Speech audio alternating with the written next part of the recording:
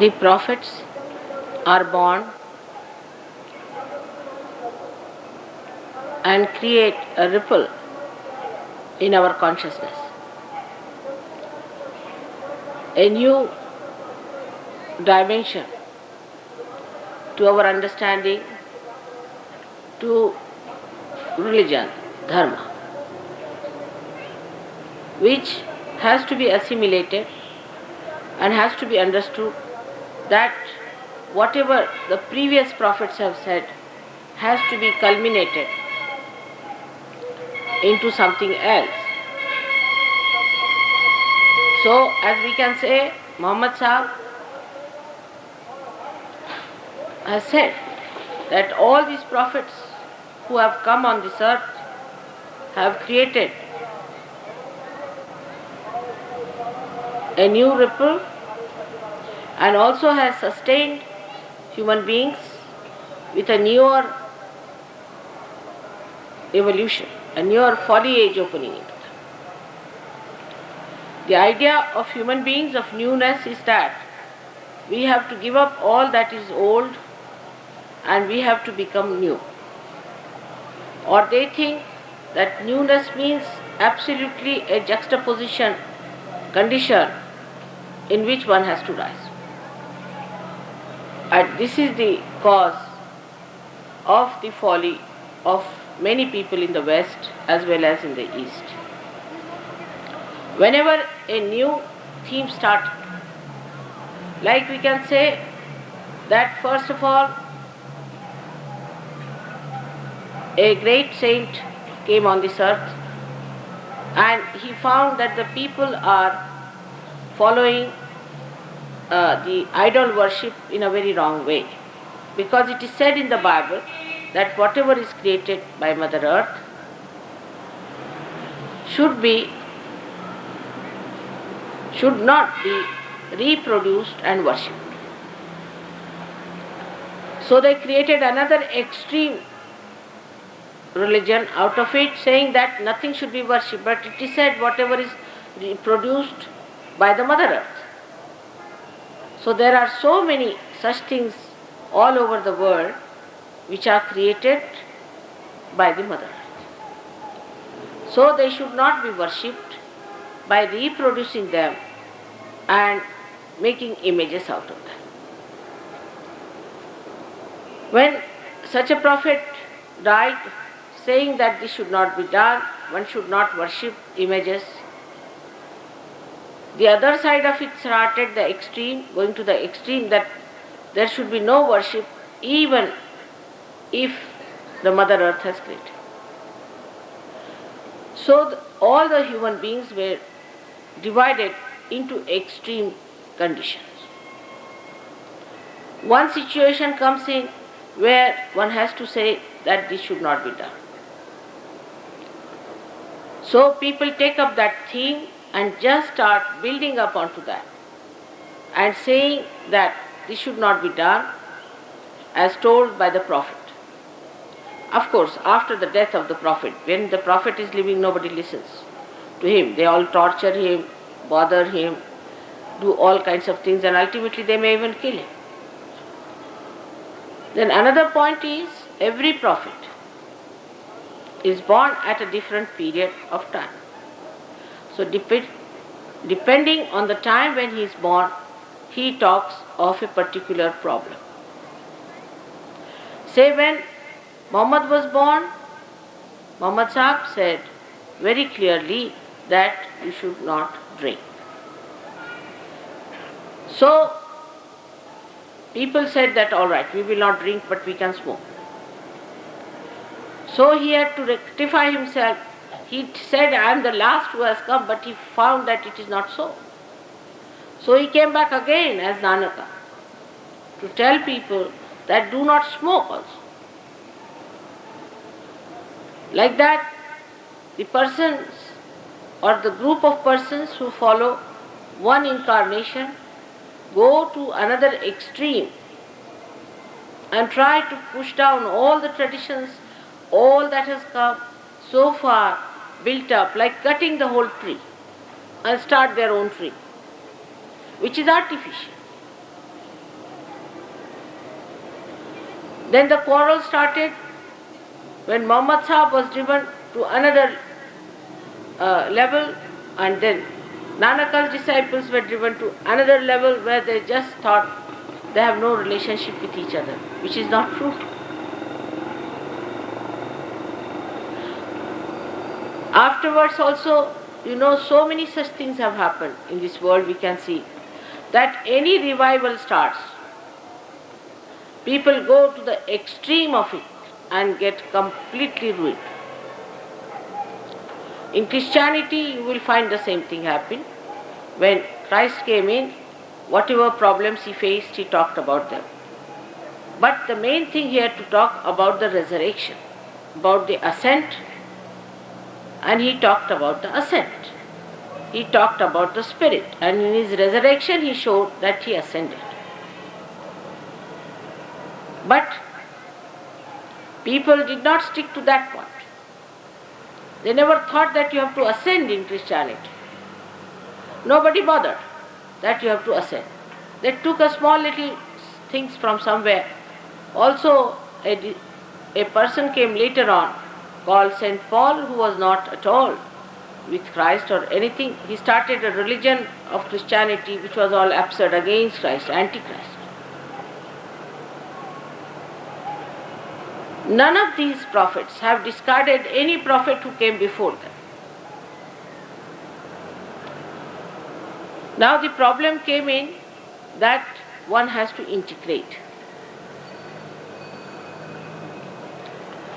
And Muhammad Sahib knew that a day will come when this integration problem will start. And he talked a lot about Sahaja in the sense, he said, when the resurrection time will come. He talked more about resurrection than about doom time. Most surprising thing is about Qayamat. He spoke very little. He spoke really about the resurrection time, because that was the problem. The problem that they face, they talk about. I have told you how Buddha talked only about Atma Sakshatkara and not about God, because those people who went to God or thought of God or just studied God thought they were gods themselves. So he said, you must get your self-realization. Then Mahavira, who talked about the hell where people can go, because that was his job, the part of it and the part of it and the part of it and the part of it.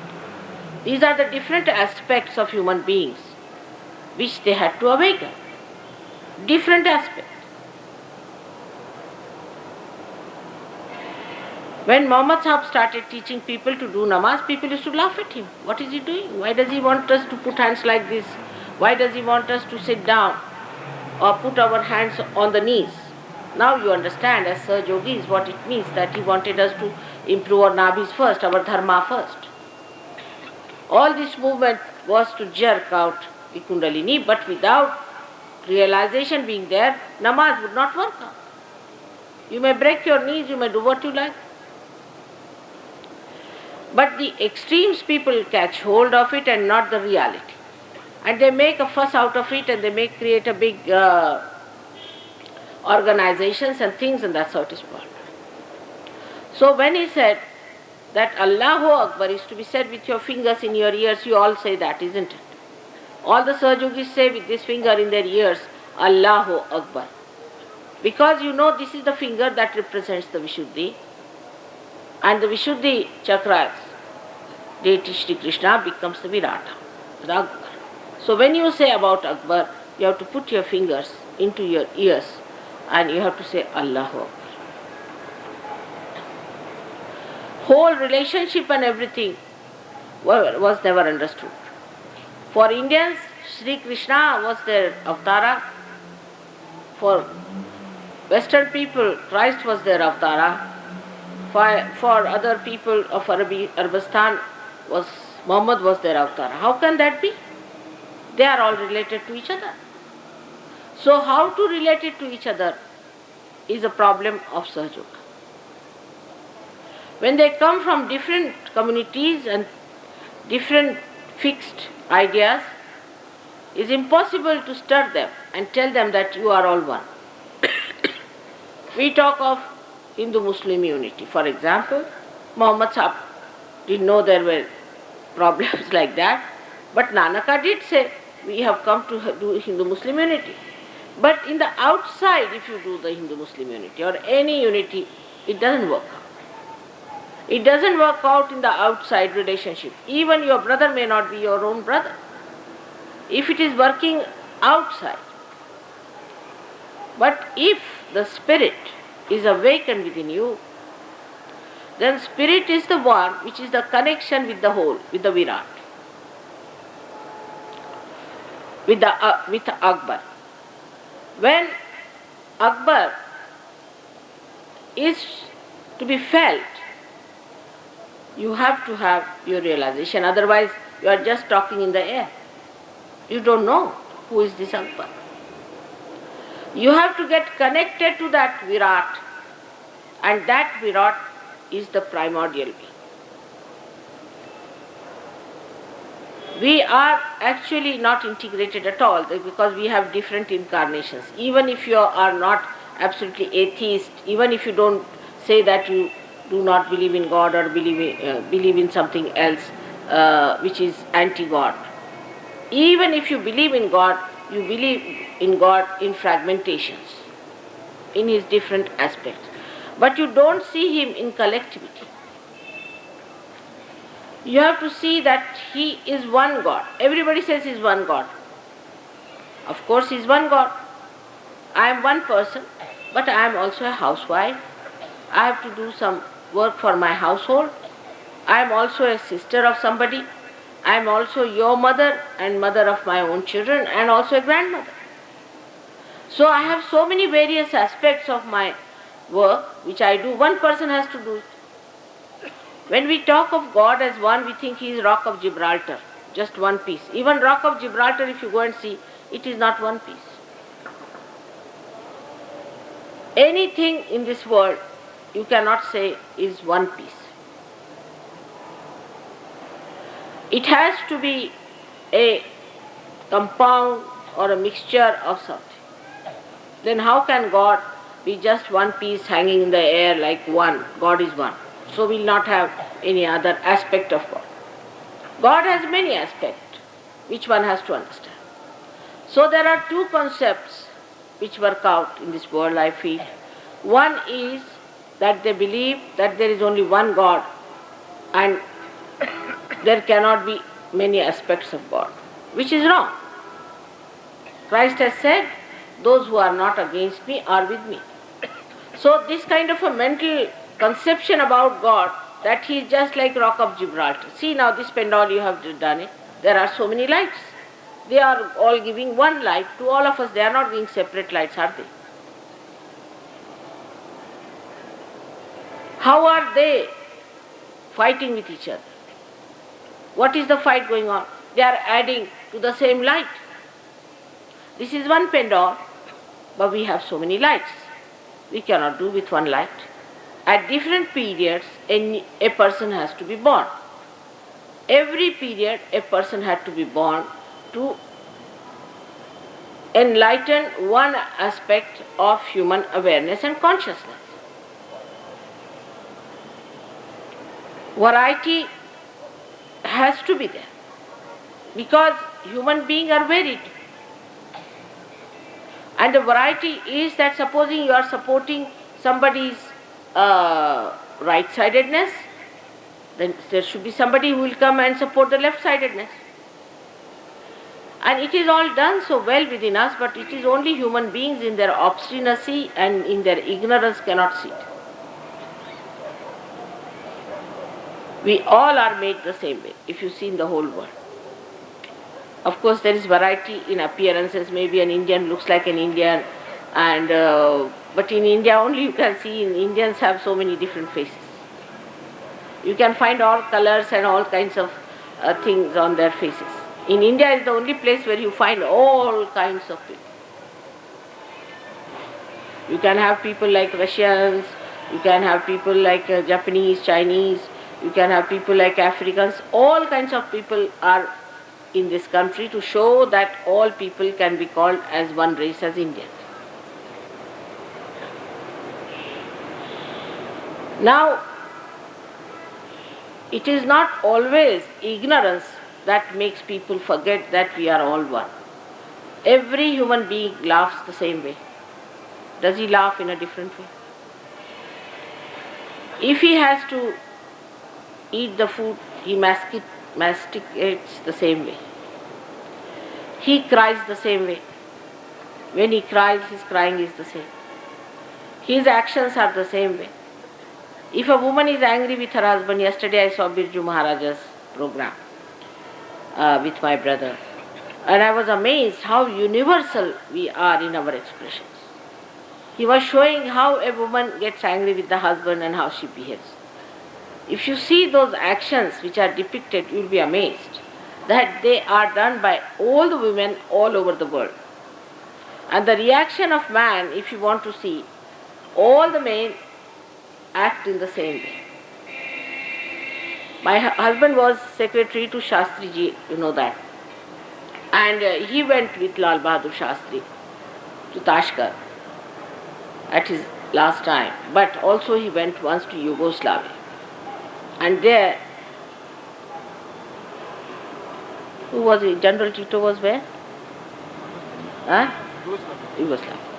And General Tito's wife, you see, got very friendly with Mrs. Shastri. Both were very friendly. So Shastriji warned his wife, see now, you are great friends, and now don't start crying like an Indian woman when you leave. So poor thing was controlling her tears all the time. But she told me I was controlling, but it is she who started crying. And such a lot, and then she started crying loudly, hugging me. So I just could not control myself. I also gave in, I also started crying. And both the husbands started looking at the ground.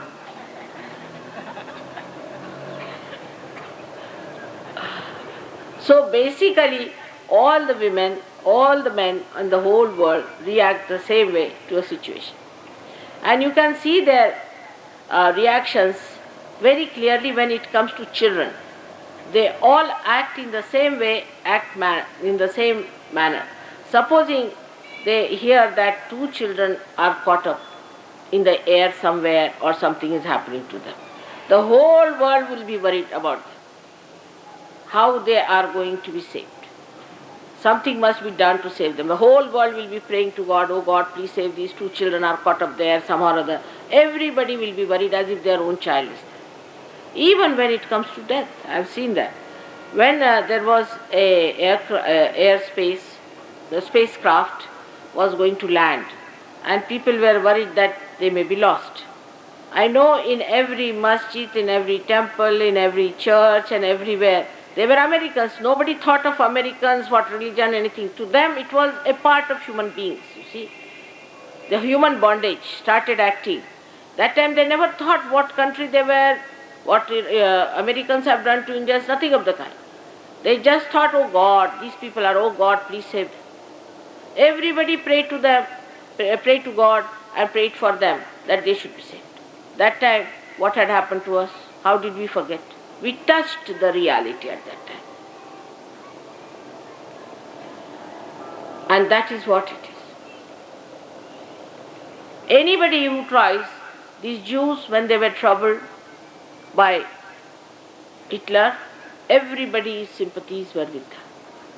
But when these Jews started troubling the Muslims there, everybody's sympathies were with Muslims. Then why don't you think on religion? Even the Jews had sympathies with Muslims. Then we don't think what differences we have with them. None of the people I heard said, all right, they are punished or it's all right. Not even Jews. So the part that is within us, which is human, becomes absolutely troubled when we see some other human being is tortured. Of course, with these horrible ideas of fanaticism or maybe fear or maybe aggressiveness or whatever it is, we may try to be cruel. If you ask the people of Germany, how do they feel about the massacre? They just put down their heads. They said, we don't know, we were not ourselves. How we did it, we don't know. How it happened, we just don't know how it worked out.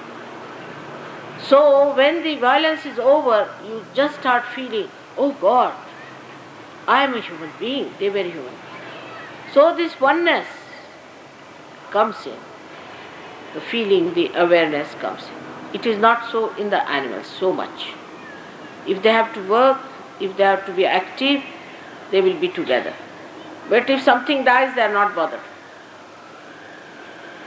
Even if a child, or say of a monkey, is sick, the mother will be worried. She'll be screaming, shouting. But if the thing is dead, she will just throw away the child on one side and get up. It's only the human beings who can feel that oneness. So in our nest, this was given to us by Shri Krishna's advent. He gave us this awareness of human, or he keeps that awareness within us. We have to accept him as a person who gives us this awareness of human relationship. And whenever there has been problem, like this, somebody told me that in Somnath people believe that Shri Krishna came as Muhammad Ghazni to give lessons. So many Hindus believe. It was Shri Krishna who came as Muhammad Ghazni to give a lesson to these horrible Brahmins who were making money out of that temple. So many Hindus believe that. That to punish these horrible Brahmins who were making money, he had to come as Muhammad Ghazni to break that idol which was giving them so much money, and they were making all kinds of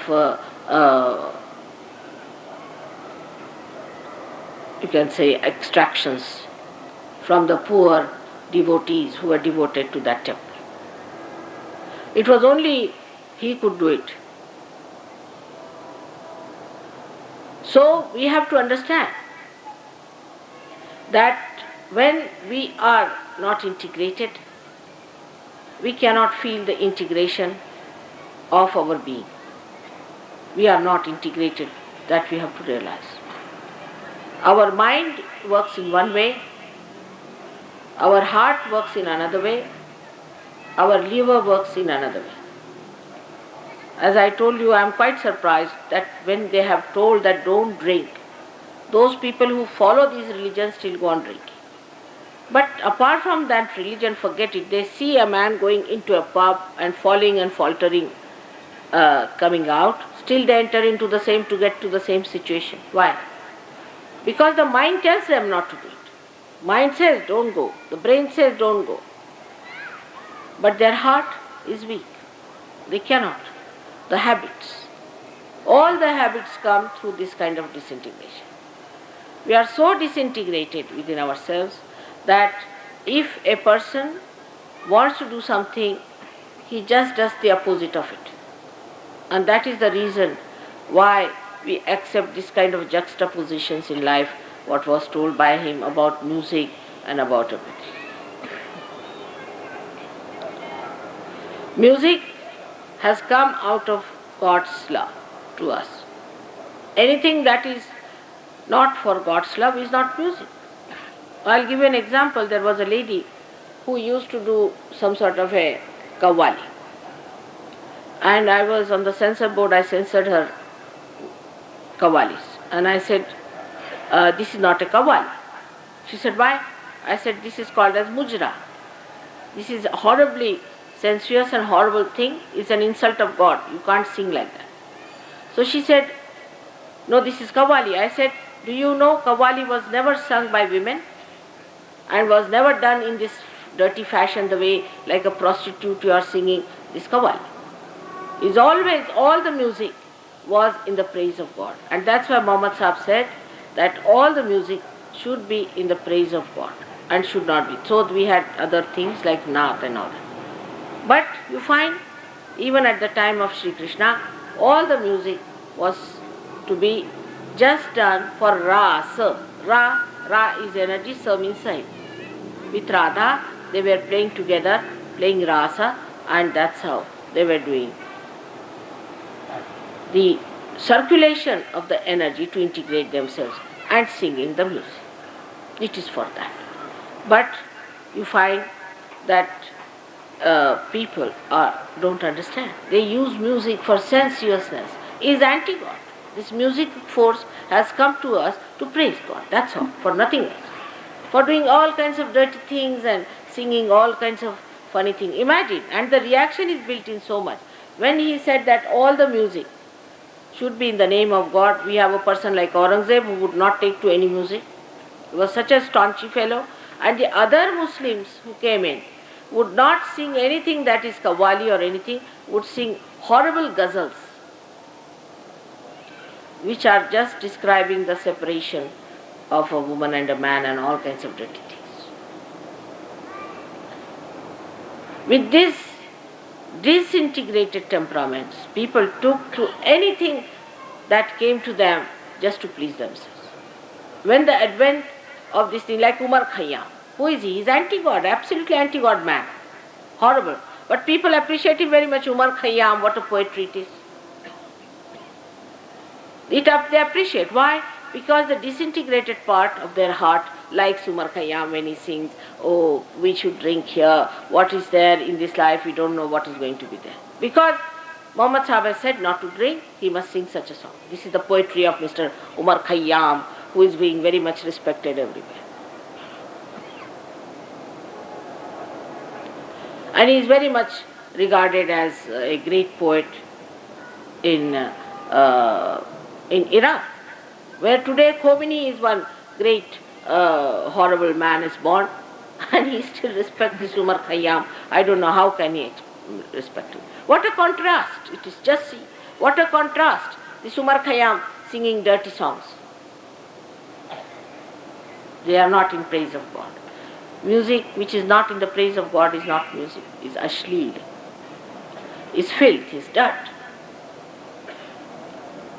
Our classical music in India was based on Om. Even at Kundalini, when it reaches here, at the Vishuddhi Chakra, it makes all the sounds of A, A, I, I, U, U, A, I, O, O, Ru, Ru, Lu, Lu, Aha. All these 16 vowels are coming from the 16 chakras, or the sub-chakras, or the petals of this Vishuddhi Chakra. These are Bija Mantras of the Vishuddhi Chakra. All the vowels come from here. And when we sing dirty songs, we spoil this chakra Vishuddhi. That's why all the people who sing these dirty songs have to take to drinking, because I think they can't bear, or they can't do it. They can't sing these bad songs unless and until they take to some sort of an escape from God. So music and drinking started going hand in hand. In the West, the music broke all its traditions because they had no sense left in them to recognize that music is meant only for God, only for hymns, to be sung in the praise of God. All music should be in the praise of God. All ragas should be in the praise of God. We had no namaz system of different times, but we have a system of music in different times. At different times, a certain music should be played, where you describe a mood, and all the moods that are described have to relate themselves to God. There is no other mood that is enjoyable to the spirit that does not relate to God. There is no mood which one can enjoy. Even Bibhatsa, the mood of Bibhatsa is grotesque. Even that mood one enjoys, one can listen to when they see the filth and dirt. The left side is so scientific. Our music system is extremely scientific because it was taken in the form of this music when actually the Kundalini moving into different, these Sapta Swaras. These 7 Swaras are built in our 7 chakras. We start with Sa, then Re, Ga, Ma, Mother, Pa, Da, Ni. My name also starts with Ni. These 7 swaras are built in with 7 notes, and there are vikrutis, vikrut swaras, which are the side, other chakras that we have to make about 12 swaras. But nobody understood the real meaning of music. Sharada, the goddess of Saraswati, is the one who carries the message of Virata within us and tells us how to sing. She tells us what is appealing to God. How these ragas were made also, just think of it. Because first they chose the notes, the aroha, avrohas, the going up and down, which was appealing to God. So the melodies were created. Melodies are fixed. You cannot change the melodies, the notes, because they found out that at this point the spirit awakened. On the vibrations they found out. They found out that when they sang, this way it worked out. The veena they played and they found out the exact swaras. Exact swaras, which would really make you feel nice.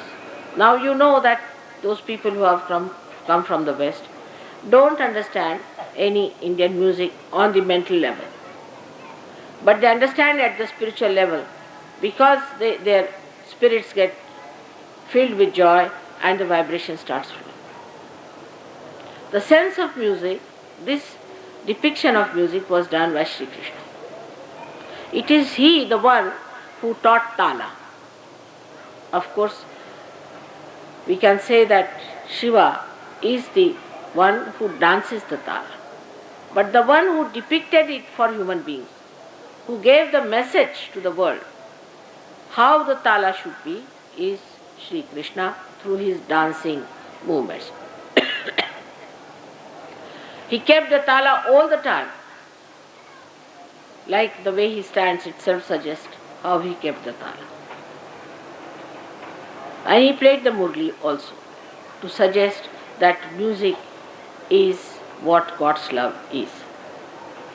His music is suggestive of God's love. That suits you, that clears you, that makes you happy, that gives you joy. And that's why he suggested through his singing, through his music. He never wrote any poetry, did he? He never wrote any poetry as such.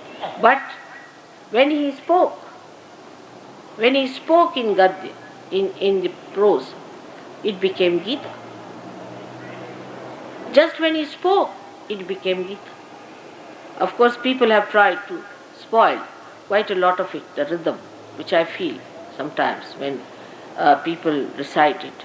But still, we must say when he really created it, it was for human beings to create poetry out of prose. Out of prose, he made it communicable, because people could first only understand the music, the rhythm of the music. They didn't understand much words and things, but he made it possible. Even in Quran, if you read, the few words before starting every chapter, nobody understands. They are all nothing but mantra bijas. But they put it there. They knew people won't understand, but he put it there because people would understand.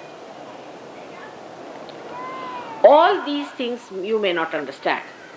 You may not understand me either, possibly. But whatever they did was for your hita. This is what happened at the time of Shri Krishna, that he established the concept of hit. Because it was said that you must speak the truth and you must speak the thing that is sweet, priya. Satyam bruvet, priyam bruvet.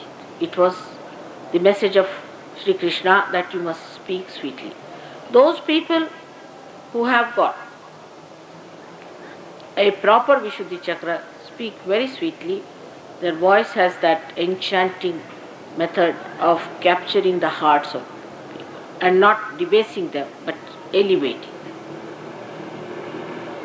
So he said, you must do it sweetly. That was his main theme.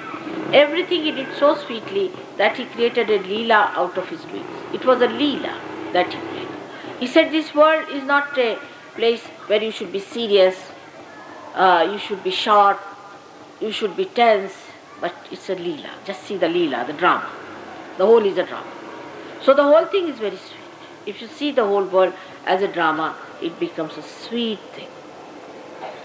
The sweetness of it, even if you see a person trying to be funny, you get a joy out of it. If you know it's a drama, you don't get worried if somebody comes and murders somebody, you know it's all fake. It's a drama. It's a drama going on. And that's what he told people, that the whole thing is a leela, so that people should not get into serious moods and actually start acting in the drama in the real way. Like you see, you appoint somebody as, Shivaji Maharaj, and there is somebody coming from the other side and he takes a sword and he really hits the fellow, then you say this Shivaji Maharaj actor is no good. He gets absolutely involved into the thing and he hits the other person. So it's a drama. And he made it into a leela. Leela, because it's a drama, no doubt. But when you get realized, you start seeing the drama and the play. And the whole thing is, you must have seen that most of the Sahajogis are always laughing, because they see the way things are happening. Even when they see a guru misbehaving or something, they just feel like laughing, how absurd it is. Like somebody came today to talk to me, and he told me, Mother, I have been to all kinds of nonsensical things. And he was just laughing. He said, I laugh at them now, what I did. He said, I went to one guru who used to give name to people. Say this nama, that nama. I made such efforts. I went to people, recommend my case, because he was not so rich, you see, so he was never got the name. And he was saying, give me the name, I must have the name. And the guru was saying, no, you have to wait still. He said, I poured so much money in his seva peti, and which were large seva petis were put, I did everything. But he would not give me a name. And ultimately, when it came to that, he said, all right, I'll give you a name. And he gave me a name, which I started taking. I really became mad after that. I started getting headaches, this, that. Then he said, all right, you have to suffer. If you don't suffer, you must go through it. You asked for the name, so you have it. And when he came to me, he was looking like nothing on earth, I tell you. In a very funny shape he came to me. But now he's completely cured. I could not even recognize him the other day, I just saw him. I said, oh God, are you the same person? So he said, Mother, now I laugh at all these things, and I just see that how people are stupid. To go to these false people, follow false ideas and false conceptions, and how they are missing the point. And he asked me a question, have they to go to that limit of destruction to come to you? I said, I don't know about them, what they have decided.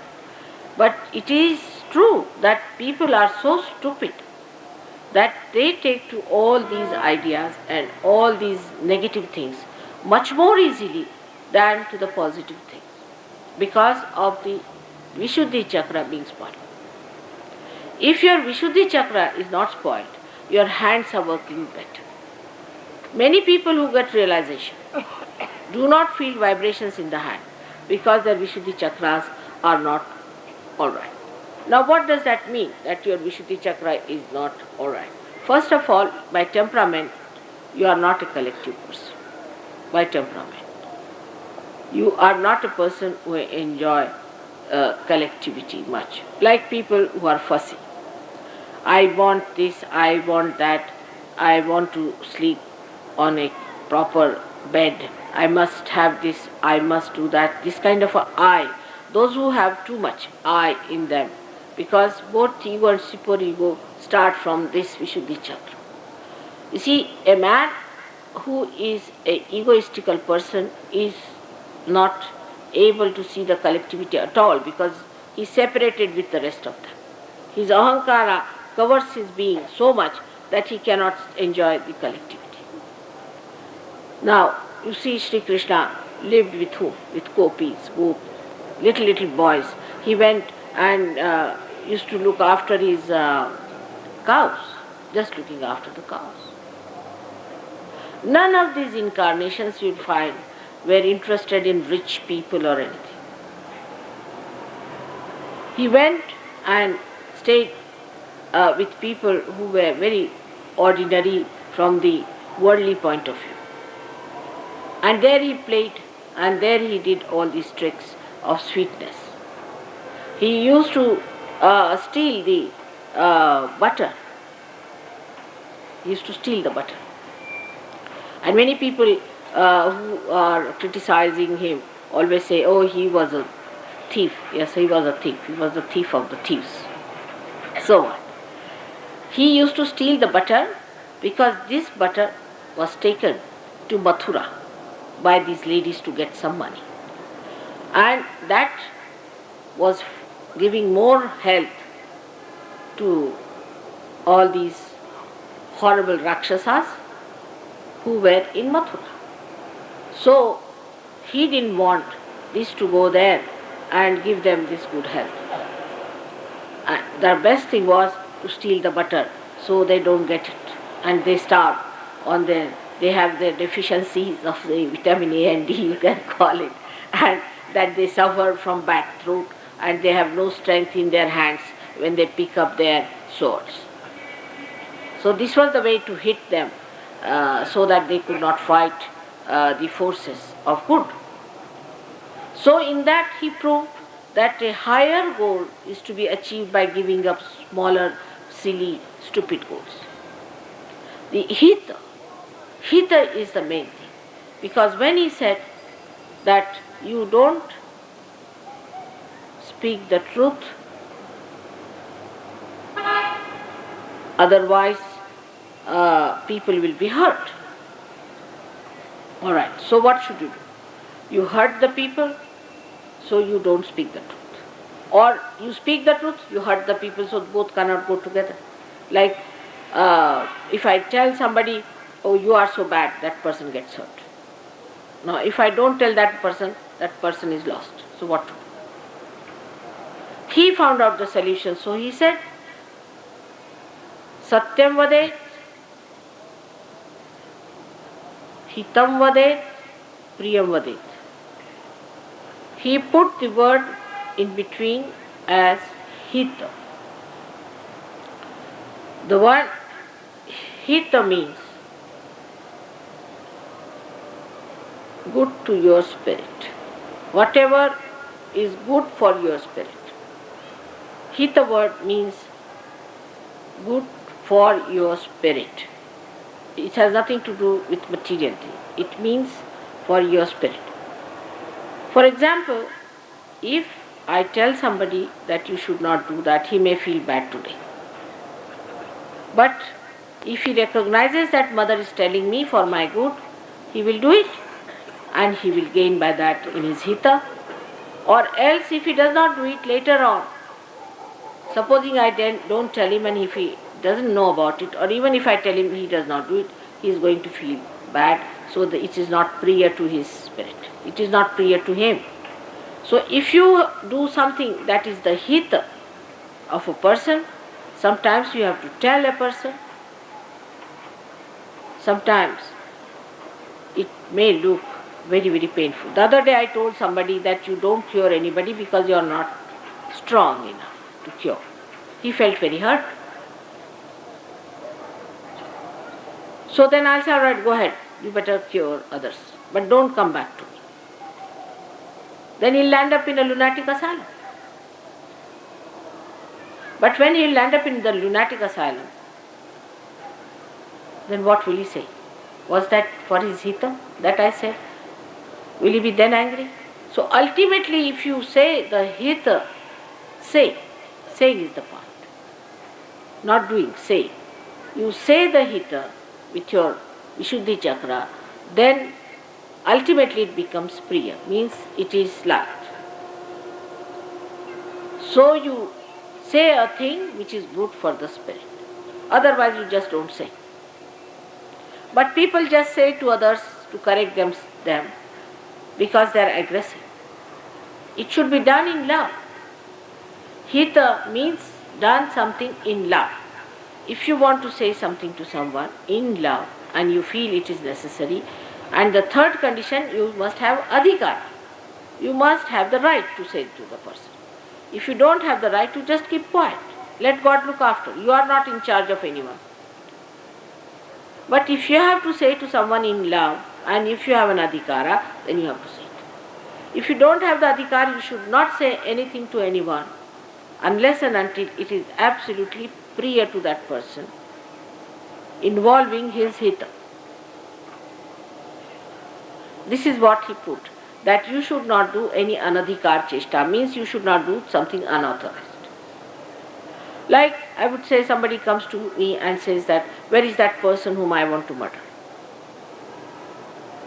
Then what is the truth? Should I tell him, all right, this is the truth, you go and kill that person? According to the strict government law, it may be. I don't know if it is. I don't understand the government laws at all, or the human laws. But it is not. Then what you have to tell him? You just keep quiet. He has no adhikar, he has no right to ask you or to get this information from you. You just keep quiet, I don't know. Then he may beat you, do anything, you just say, I don't know. It is anadhikar cheshta.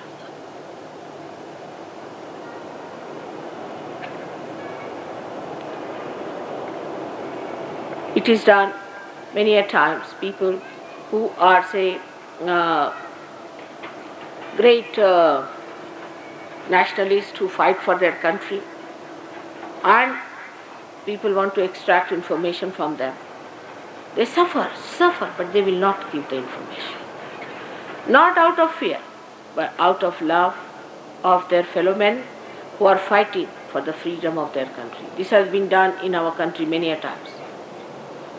So you don't speak something which is not the adhikara of another. He has no right to ask this question. Like that, one has to be very discreet, and that is what Shri Krishna has given us, his discretion. Many people ask me, Mother, then in this situation what should I do? In that situation what should I do? That means the person has not developed his Vishuddhi chakra to be discreet. He has not evolved, he is not mature enough, he is still asking me questions.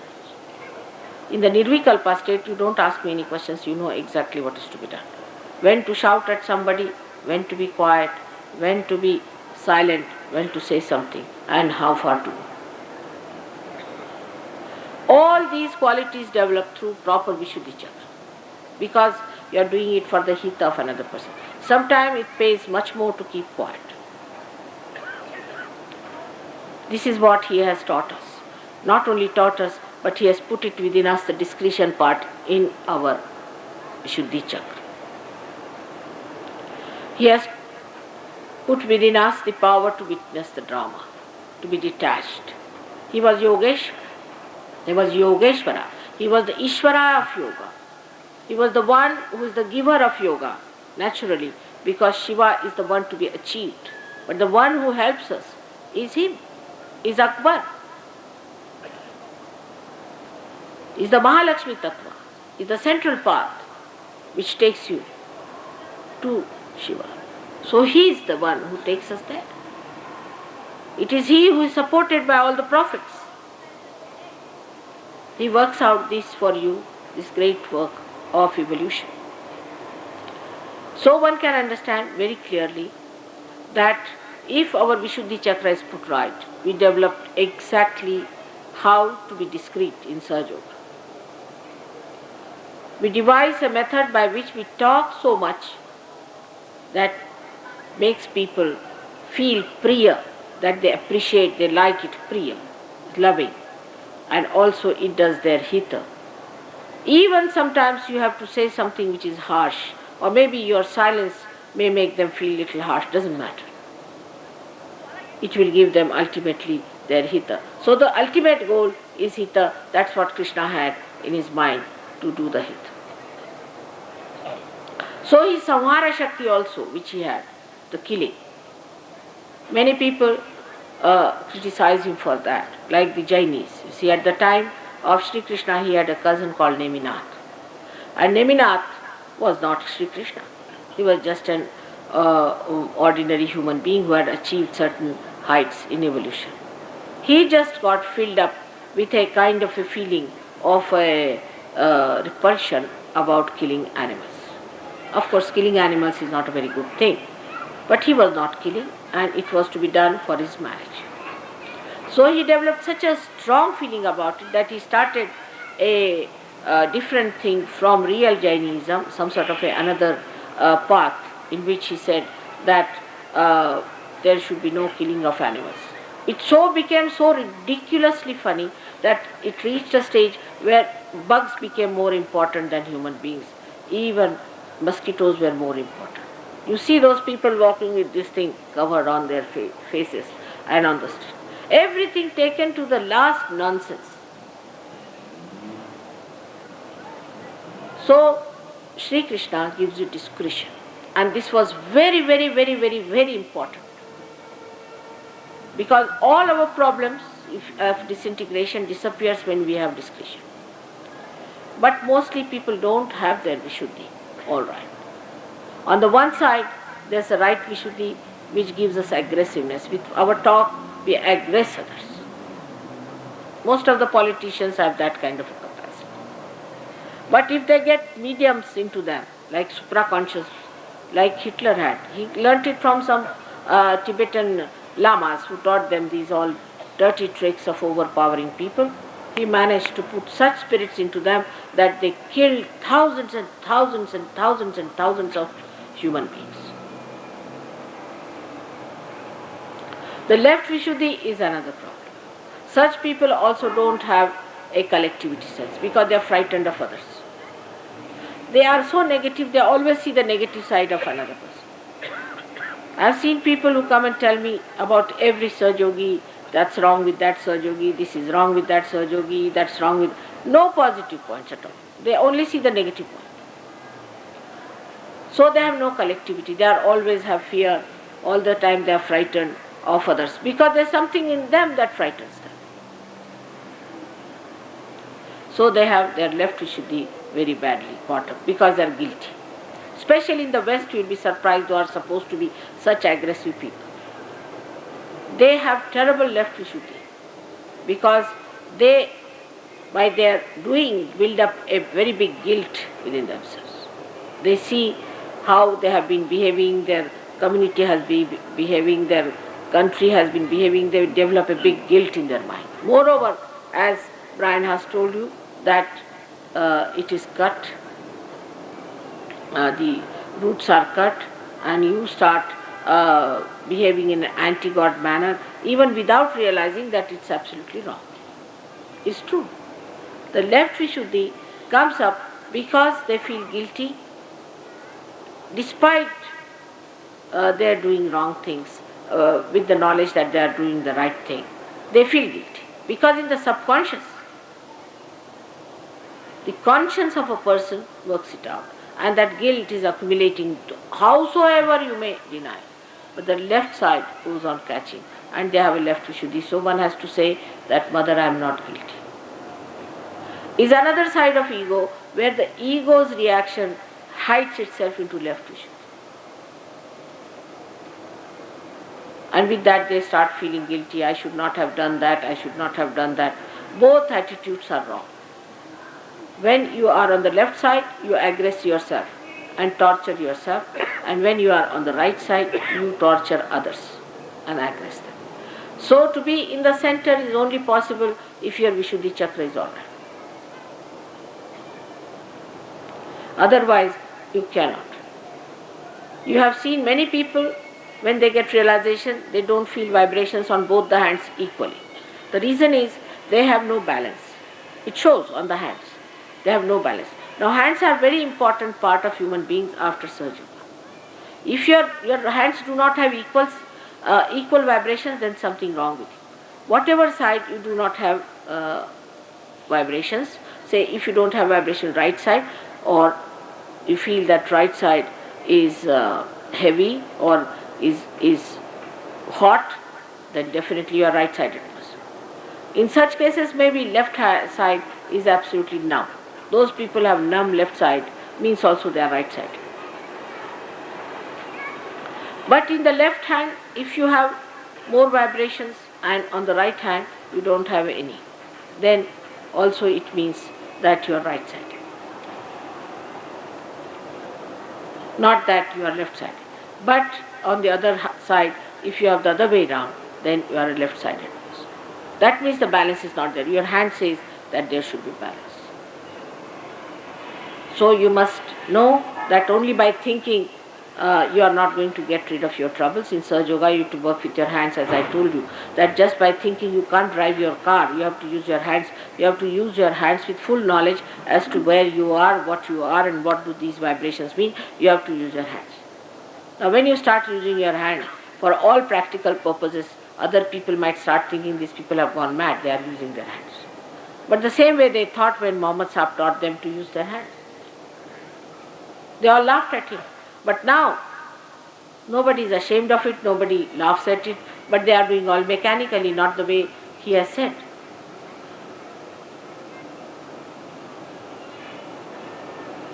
So first of all, use these hands for your own purpose, for yourself. These same hands can help you.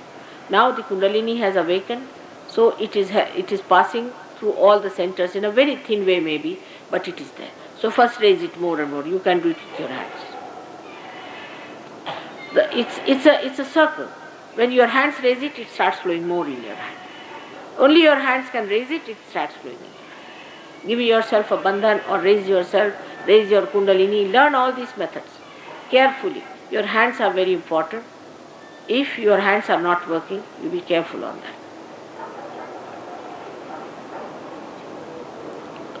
You have to get your vibrations in your hands to begin with. Some people who have had problems with their hands because of previous life or some sort of a thing, they feel their chakras in their own places. Then after some time you start feeling your chakras in your brain.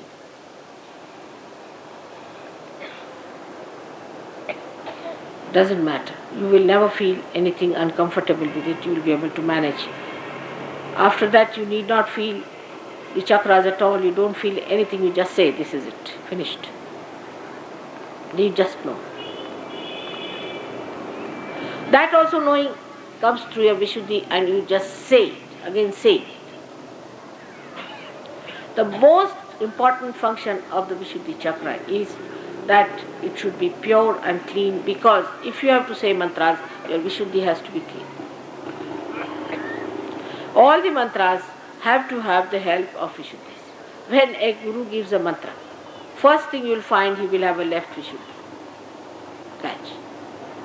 And any other chakra, whatever the chakra the Guru has attacked. But first will be on the left Vishuddhi. So for that we use the mantra of Mantra Siddhi. The Mantra Siddhi comes on a person when his left Vishuddhi is alright. Otherwise he cannot be Mantra Siddha. Whatever mantras they say is all mechanical. Your left Vishuddhi should be alright if you have to say the mantras in a proper way to be effective, to have enlightened mantras. Even Allahu Akbar has no meaning if your left Vishuddhi is not alright. So you will see how in Sahaja Yoga left Vishuddhi is important and right Vishuddhi is important for vibration. So Vishuddhi chakra plays a tremendous role in Sahaja Yoga, because it connects you to the Virat, to the whole. So you come to the point where you know that it is through Vishuddhi chakra you know the whole Akbar. You get connected with him. The rapport is established through Vishuddhi chakra. And you can feel it. It's communicated.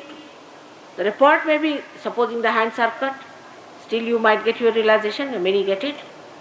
But if you do not have your hands intact, then the communication is poor. Then maybe on your chakras you will start developing the communication later on. But this is the easiest way to feel the communication in your hands if your hands are sensitive.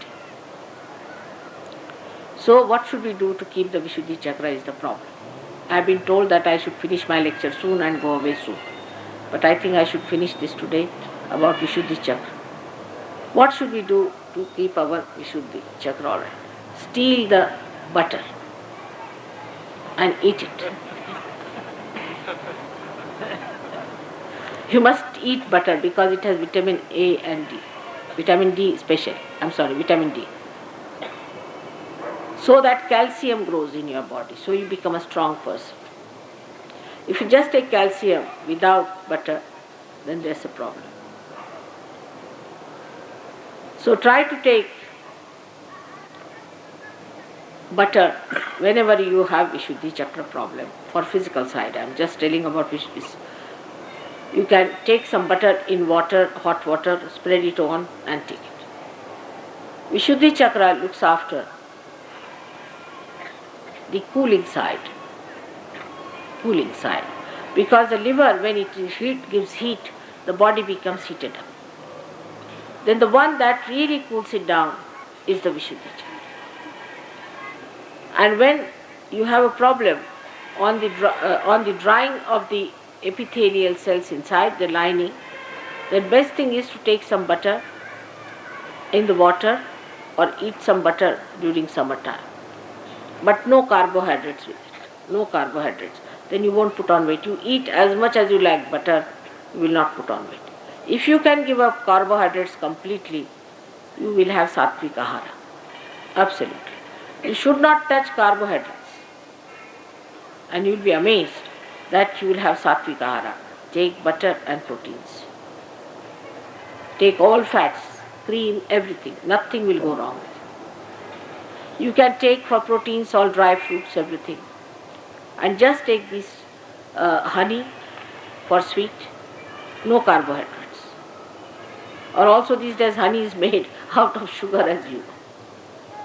So if you can avoid carbohydrates and just take these things, your health will be all right. But we have patients, we have all kinds of imbalances. That's why I say, all right, if you have a liver, take sugar. But if you just give up sugar, it is not going to help. You have to first correct your liver and then you can give up sugar very easily, no problem. But not before that, like all the doctors in general say, don't take sugar. The fat goes out of the body, just giving the lining of the body the softness and goes out of the body. It doesn't stay, because if there is no carbohydrates, it cannot be retained in the body. You can see at home, you put some butter on your hand, alright, and wash it. It won't wash. It will just stick there. It will have no effect, nothing, but it will be just sticking out there. It cannot be consumed. But if you put some carbohydrates, say put some atta or something, you can take it out. It dissolves. It cannot be dissolved if you do not take carbohydrates. But this is for people who do not have any imbalances in the body, who are perfectly alright, they can do it. I can do it, but nobody allows me. Everybody uses me for feeding as if I am a waste paper basket. If I don't eat, you see, you are supposed to give mother something like a naivedya, this much. But I have seen people, when they want to give me, they will give me so much. And if I eat a little, they feel that, oh, what mother is doing. I don't need it, actually.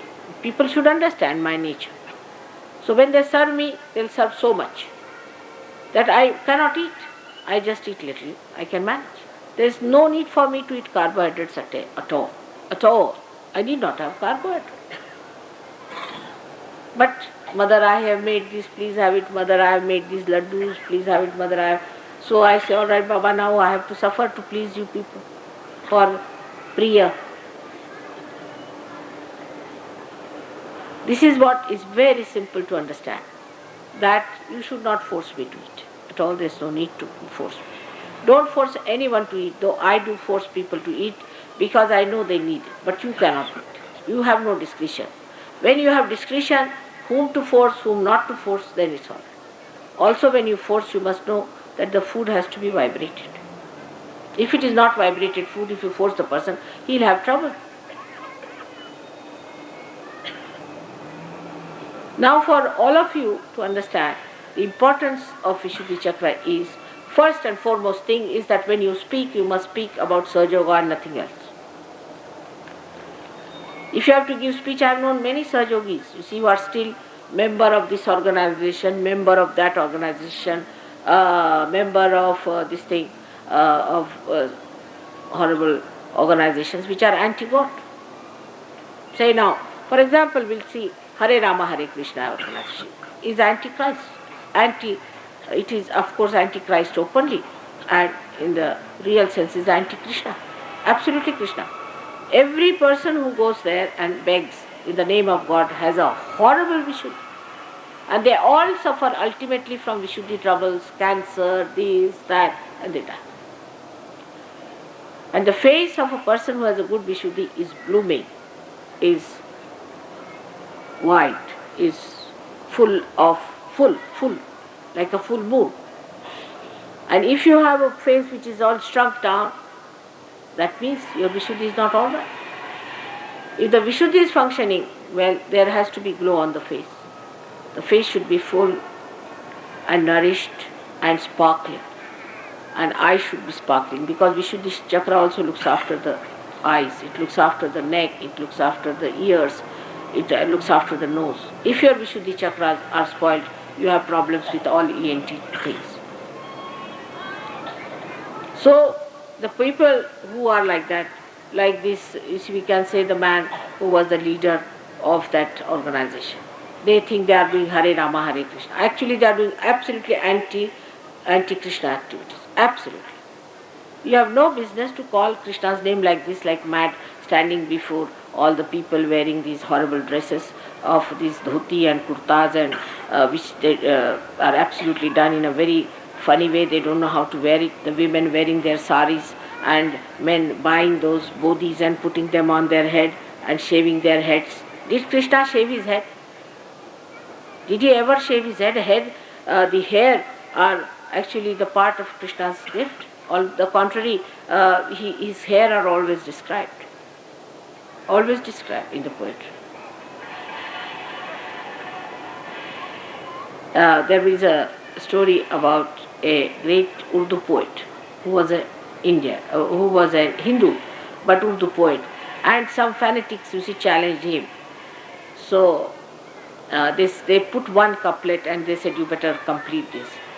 So he said, काफिर है वो बंदे जो नहीं इस्लाम के. So he completed it like this. इस्लाम के माफिक हैं गेसू मेरे घनश्याम के, काफिर है वो बंदे जो नहीं इस्लाम के. His hair are described in every poetry are used. Here they are shaving their heads, putting these bodhis on their heads and walking about. When did Krishna had bald head? Did he have a bald head? He is Yogeshwara with 16,000 wives, means 16,000 powers. He didn't have Sahajogis to work out, so he got them as wives. They were all yoginis with him. He created all this drama and he got them as wives, because a man, if he has any women as disciples, then naturally he is blamed. And as a man, he has to have powers in the women. Women are always the power, the Shakti. So they came as his wife, and he became the husband of 16,000 wives, and the 5 Ranis he had were the 5 elements within him. He played all the tricks, he created. How will you know about him? How far can you go understanding him?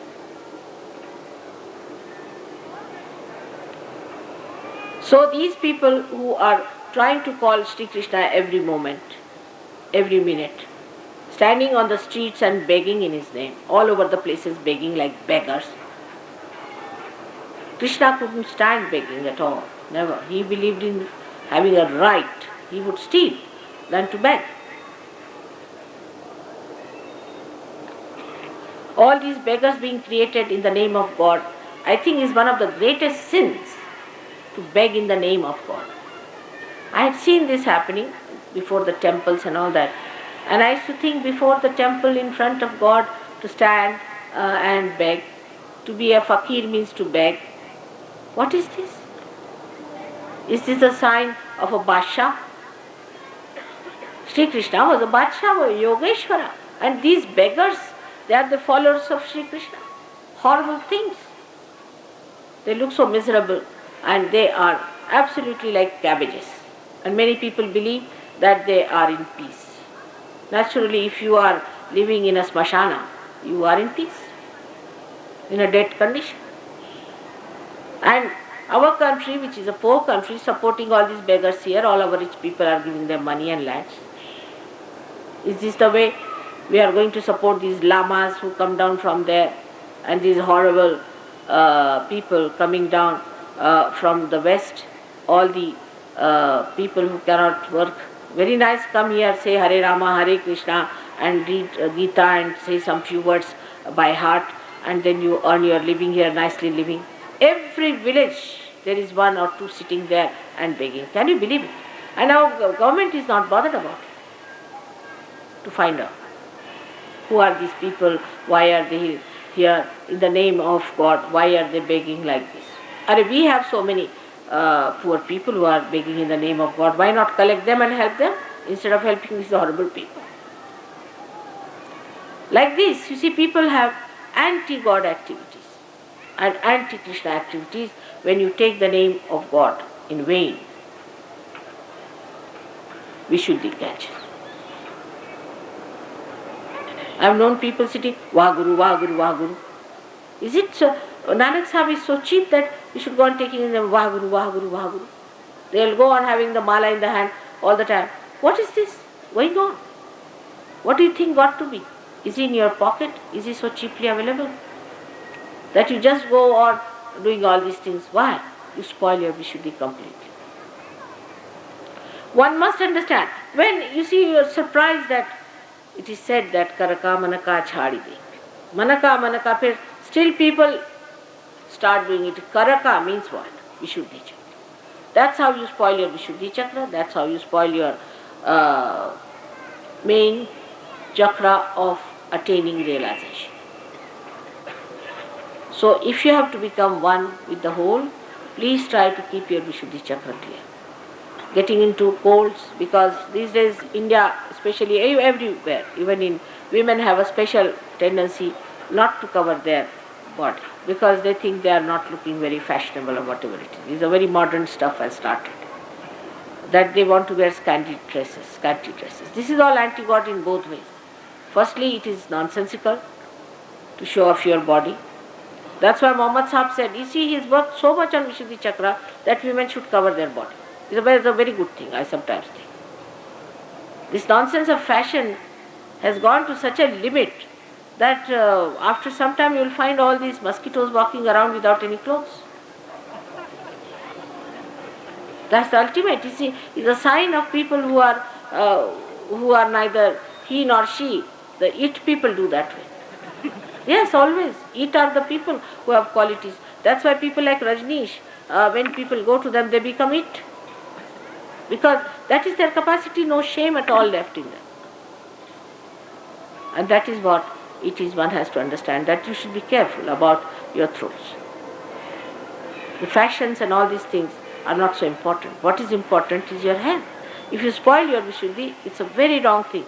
And one should try to look after the Vishuddhi all the time. And all of you should try to look after each other's Vishuddhi, because I didn't like the idea of having this pendal here. And I told the organizer this was the wrong thing. So they said, you said it should be in the open. I said, now I am not saying you go to Himalayas. You must use discretion. That's the part missing. You must have discretion. To give people a thing in the midwinter, such a place, I mean, I must say you people are great seekers to be here. It is not a proper thing to do. So the organizers, the people who are dealing with the collectivity must know that they should do something to protect the throat of people, to protect the Vishuddhi Chakra. It's very important. Very important. And you all know how I care for your Vishuddhi Chakra. Everybody's Vishuddhi Chakra. Because I know how important it is. Because it will make you absolutely disintegrated. And it will spoil all the work of Kundalini, and poor Kundalini will suffer so. So we have to take it upon ourselves that we'll keep our Vishuddhi Chakra clean, we'll clean ourselves properly, and we'll clean our throats every morning, and we'll take gargling and everything and look after the Vishuddhi Chakra. It looks very mundane, but for a mother, mundane things are as important as higher things are. Because if there is no Vishuddhi Chakra, what's the use of coming to Sahaja with a bad Vishuddhi Chakra? So please try to look after your Vishuddhi Chakra. Try to put Yogeshwara there. Try to raise Shri Krishna there. Try to be like him. Keep your understanding that you are here to witness the drama of God and to be the Murali of Shri Krishna, to watch the beautiful melody flowing through. May God bless you.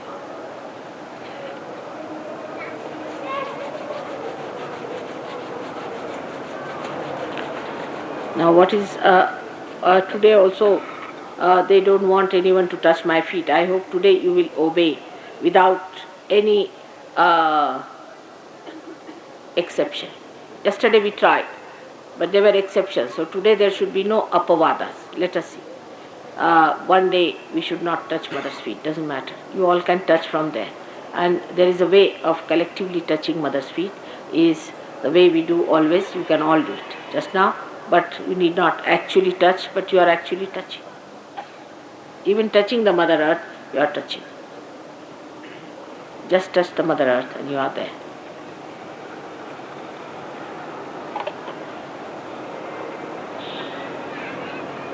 Just touch the Mother Earth. You will find the Kundalini rising.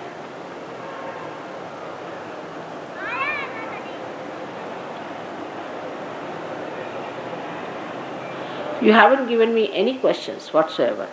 And those who have questions should write questions and give it to me. Because once I'll go away, then you will say, Mother never allowed us to ask any questions. I did say there are... Yeah. पढ़ के सुनो. चना लेंगे ना? हाँ? चना. क्या? चना. चना हाँ. हाँ. क्या? माता जी, क्या पितरों को श्राद्ध करने चाहिए? पितरों के श्राद्ध करने चाहिए? उनके चित्र रखने चाहिए? Something I asked you earlier. क्या एक और है मैम? क्या इसके बाद? इन्होंने क्वेश्चन किया है कि क्या पितरों के श्राद्ध करने चाहिए और पितरों के फोटोग्राफ्स रखने चाहिए. जब उनकी तेरही होती तब तो करनी चाहिए श्राद्ध. और श्राद्ध भी डिस्क्रिप्शन की बात आ गई फिर से कि अगर समझ लीजिए आपके सहयोग में आपने देखा कि आपका राइट हार्ट पकड़ रहा है, यानी आपके पिता जो हैं जो मर गए हैं वो अभी भी संतुष्ट नहीं, तो श्राद्ध करना चाहिए. उसमें कोई नहीं, पर सहयोग स्टाइल से श्राद्ध करना चाहिए. न कि एक ब्राह्मण को बुलाओ और उसको खाने को दो. एक बार लखनऊ में हमें पता हुआ कि हमारे जो पूर्वज थे उनका श्राद्ध नहीं हो पाया, तो हमने कहा हम श्राद्ध करेंगे. तो उन्होंने कहा कि भाई तुम्हारा श्राद्ध का क्या विधि? हमने कहा हमारा तो ये कि हम खाना बना के और सबको खिलाएंगे खाना, बस ये हमारा श्राद्ध है. तो हमारी सिस्टर इन लॉ बेचारी ट्रेडिशनल थी, उन्होंने कहा नहीं यहाँ तो श्राद्ध ऐसा था कि 5 ब्राह्मण बुलाओ. मैंने कहा 5 क्या, यहाँ तो एक भी ब्राह्मण दिखाई नहीं दे रहा. नहीं, उन्होंने कहा है अपने 5 ब्राह्मण वो आएंगे और उनका श्राद्ध करें. मैंने कहा अच्छा बुलाइए. तो 5 आदमी आए. वो तो बिल्कुल पार नहीं थे ना ब्राह्मण थे. 5 आदमी आके बैठे. मैंने भाई कहा तुम्हारा, मैंने कहा देखे तो सही क्या होता है, और कैसे श्राद्ध करें? कुछ नहीं, कहले 5-5 किलो आप कलाकंद मंगा लीजिए. मैंने कहा अच्छा भाई ये तो बहुत आसान है. तो उस ज़माने में कलाकंद आता था कोई 10 रुपये किलो या 5 रुपये किलो ऐसा था. तो 25-25 रुपया काफ़ी होता था. मेरे हस्बैंड तो सरकारी नौकर थे. उनको भाई चलो श्राद्ध एक बार करना, हमारी नंदरानी है उनको भी खुश करना है. हमको चलो भाई ले आओ. तो हम सबके लिए ले आए 25 किलो और 5-5 किलो एक ब्राह्मण 5 ब्राह्मणों को दिया जो वो आए थे. मैंने सोचा ये घर बांध के ले जाएंगे. उन्होंने वहीं दोने खोले ना, अपने बच्चों का सोचा न किसका, सब खाना शुरू कर और सब खा गए 5-5 किलो. मैं तो देखती रह गई. मैंने कहा भाई वाह. जो हमारी नंदरानी बड़ी खुश हुई, हमारे पितर जो हैं वो खुश हो जाएंगे, ब्राह्मणों को कलाकंद खिला दिया. मैंने कहा जी क्या वो कलाकंद खाते भी थे? और वो क्या 5 किलो इनमें से कोई खाने वाला नहीं होगा जो ये लोग खाते हो? तो तो उन्होंने कहा आप क्या कह रहे हैं, हम तो आज यहाँ 5 किलो खाए, कल जाके और जगह खाएंगे 5 किलो, हमारे लिए 5 किलो क्या चीज़ होती है जी। मैंने कहा मान गए आपको, आप असली ब्राह्मण हैं। अच्छा मुझे माफ़ करिए, हो गया आपका हिसाब किताब? कहले हाँ ठीक हो गया, हम तो 5 किलो से कभी कम खाते ही नहीं, आप क्या बात कर रहे हैं। मैंने कहा सॉरी आप जाइए, इस तरह के श्राद्ध नहीं करने चाहिए, श्राद्ध का भी एक तरीका होता है। दूसरा एक और किस्सा है, सहयोगी एक थे, वो ब्राह्मण है, तो सहयोग में आकर के असली ब्राह्मण हो गए महाराष्ट्र में। तो उनके जो महाराष्ट्र के ब्राह्मण हैं वो जब हो जाते हैं पाप तो वो कहते हैं अच्छा ये ब्राह्मणों को अब ठीक करना है। जैसे अगर कोई हमारे पास ईसाई आता है तो वो जब देखता है कि सहयोगी है तो सब ईसाइयों के पीछे लग जाता है कि तुमको ठीक करना है। कोई अगर सरदार जी आता है तो वो कहता है कि माताजी, हर समय उसको लगता है कि सरदार जी को ठीक करो, मैं सरदार जी ठीक हो गया बाकी के। और सही बात है, अगर आपको वाकई उनके लिए फीलिंग है तो आप चाहेंगे कि सब सरदार जी ठीक हो जाए। तो इसी प्रकार होता है। सो एक ब्राह्मण हमारे यहाँ थे, वो ब्राह्मण हो गए, तो अब वो ब्राह्मणों के पीछे पड़ गए। तो उनकी माँ ने कहा कि ये तुम्हारे बाप का श्राद्ध है तो तुम जाके एक ब्राह्मण को बुला लाओ। वो कहा मैं नहीं जाता किसी को बुलाने, ये कोई ब्राह्मण नहीं। उनका भाई अपने खानदानी ब्राह्मण या खानदानी होते, जैसे नाई होते हैं खानदानी, चूड़ी हारने होती है, जैसे ब्राह्मण भी खानदानी होते। तो वो खानदानी है, उसको बुला के ये गए उसके पास। उससे कहा भाई देखो हमको तो श्राद्ध कराने को माने कहा, हम तो विश्वास नहीं करते पर हम माने कहा तो हम करा देते हैं तुम्हारा, तुम आओ श्राद्ध। उसने कहा कि अच्छा ठीक है, आप ऐसा करो कि गुरुवार को रखो तुम श्राद्ध करें। उसने कहा कि मंगलवार को नहीं ठीक है। कहले नहीं मंगलवार को ठीक नहीं है और गुरुवार को बड़ा अच्छा दिन है और पंचांग के अनुसार मैं तुमको बता रहा हूँ गुरुवार को ठीक। ये घर आए, इन्होंने पंचांग देखा, कि महाराष्ट्रियंस तो जानते हैं संस्कृत और लोगों जैसे नहीं है, संस्कृत खूब जानते हैं। पढ़ा उन्होंने, पंचांग में लिखा था कि निषिद्ध है, गुरुवार के दिन होना ही नहीं चाहिए श्राद्ध। तो इन्होंने मंगलवार को अपना सहयोग से श्राद्ध करा दिया। वो जनाब अपना, उनका कहीं और अपॉइंटमेंट रहा होगा तो उन्होंने सोचा कि अपॉइंटमेंट के अनुसार चलना चाहिए।